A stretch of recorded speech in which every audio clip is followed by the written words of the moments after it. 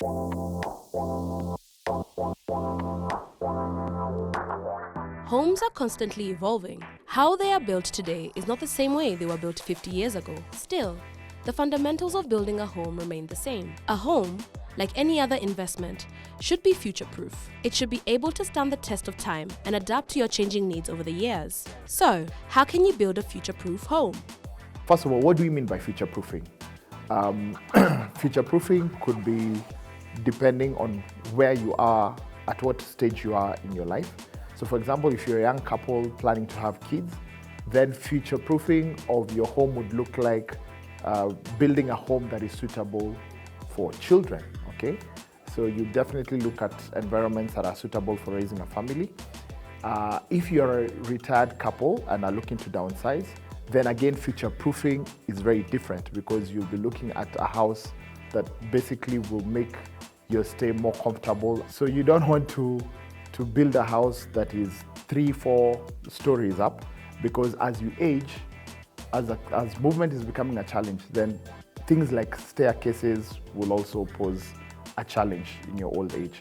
So whatever it is that you're doing when it comes to design, I believe it should be a hybrid design. So, what are the key features of a future-proofed home?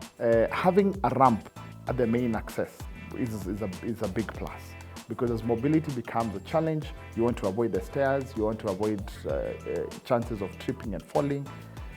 So having a ramp, making your house accessible via wheelchair accessible, is a very big plus. So when you come to the internal layout of the houses, it would be good to have wider corridors, yeah? Like I said, if mobility is a challenge, so for example, if the client is using a walker or a wheelchair, you want to have corridors and walkways where wheelchair access, or when someone is using a walker, then movement and access will not be a challenge. Another very, very important thing that people tend to overlook, as you grow older and as mobility is becoming a challenge, chances of slipping and falling are very high. So things like bathtubs are things that you want to avoid. Yeah. So instead, have spacious bathroom with that is wheelchair accessible.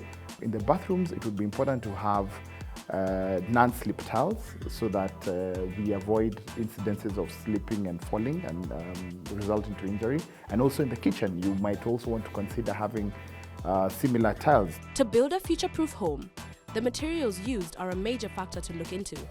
The materials that we recommend for one to use when they're building a future-proof home are materials that have proven the test of time. So like now in our country, we are very big on concrete and masonry. Such kind of materials have been proven to withstand different weather elements and have been proven to actually be very durable. So basically, it just depends with where you are. If you're building in the coastal side, the materials that are recommended there would probably be very different based on the climatic conditions, as opposed to what you would use, for example, in places like Nyahururu or places that are in the Rift Valley where it's actually very cold. Having a concrete, full concrete house in an environment where temperatures are actually low, you'll end up with a very cold house. So you need to balance. As with any good thing that stands the test of time, maintenance is key in future-proofing a home. A house, like any other thing, needs to be maintained.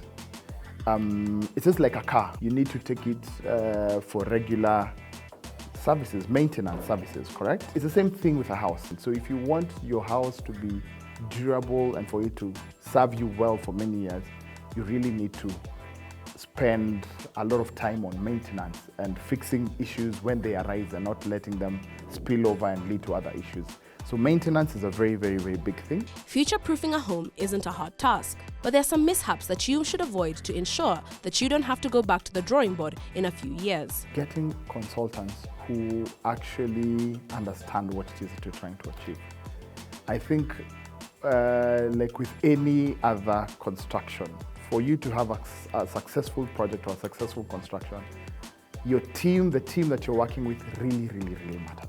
When you have a good team of consultants, that's a qualified architect, experienced and qualified architect, quantity surveyor, electrical and mechanical engineer and structural engineer, they'll be able to advise you in terms of design, in terms of adaptability of the design that you want. Another thing that we usually do in commercial, a lot of the commercial projects that we're involved in, we subject all the materials to testing.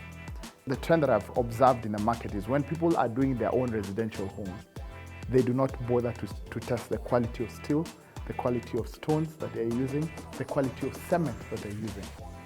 It is very important because we're talking about future-proofing your home. You want to use materials that are durable and that will serve the purpose that they're intended to serve. Future-proofing your home is not just about preparing for tomorrow. It's about building a home that will accommodate your changing lifestyle while still being perfect. As years progress, our lifestyles change. So the question you should be asking is the design that I have, is it adaptable as my lifestyle changes? Is it adaptable for my children as their lifestyle changes?